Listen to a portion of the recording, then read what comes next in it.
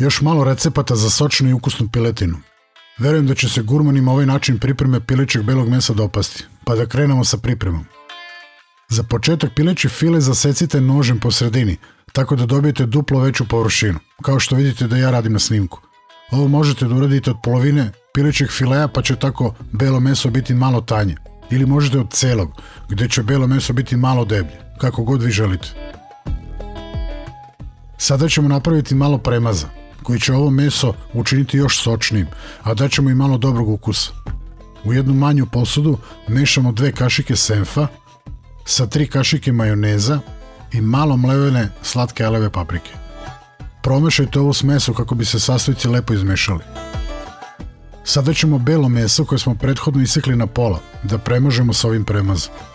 Dobro ga premažite i nemojte da štedite premaz. Ja sam napravio malo više ovog premaza jer ću ga koristiti za još nekoliko komada belog mesa. Ovde mislim da ima otprilike za 4 ili 5 komada belog mesa. Sada uzmite 2 lista kačkavalja, spojite ovako na krajevima i urolajte ih. Najbolje je da kada kupujete kačkavalj tražite da ga iseku tanko, pa će tako svi listići biti iste debljine. Uzmite 2 listića tanko isečenog suvog vrata i na isti način ih postavite na dasku, pa stavite urolani kačkavalj i onda urolajte sve zajedno. Kada sve ovo urolamo u belo meso, bit će divnog ukusa, a i neće biti suvo.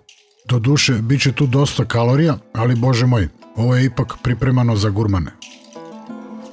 Postavljamo ovaj urolani kačkavalj sa suvim vratom na belo meso i preklapamo. Kako bi se sve držalo zajedno tokom pečenja, koristimo čačkalice.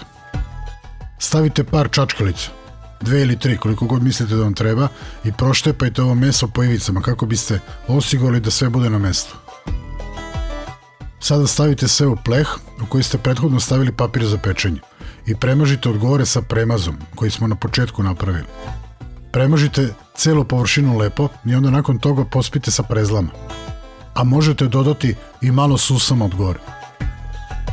Pravi je moment da napravimo kratku pauzu i da vas zamolim da ovom receptu date jedan like ako vam se dopada. Naravno, zamolit ću vas i da zapratite kanal kako biste redovno bili obavešteni kada na kanalu bude objavljen novi recept.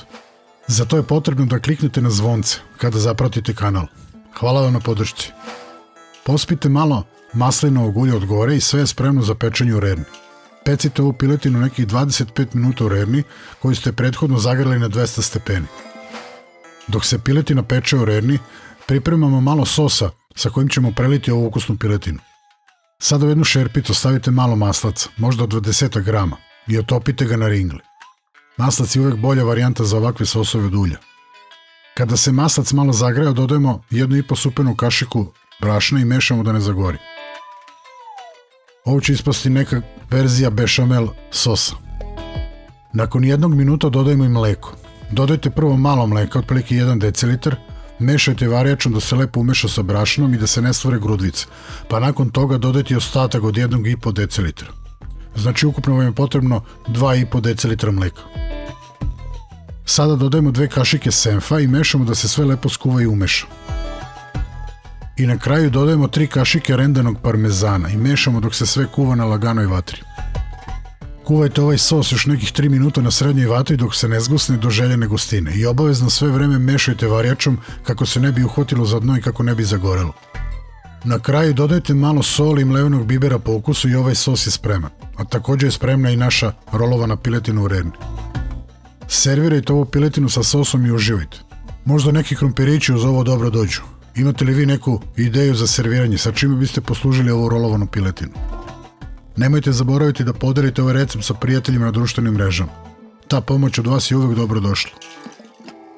Hvala vam na odvojenom vremenu i nadam se da ćete opet posetiti ovaj kanal.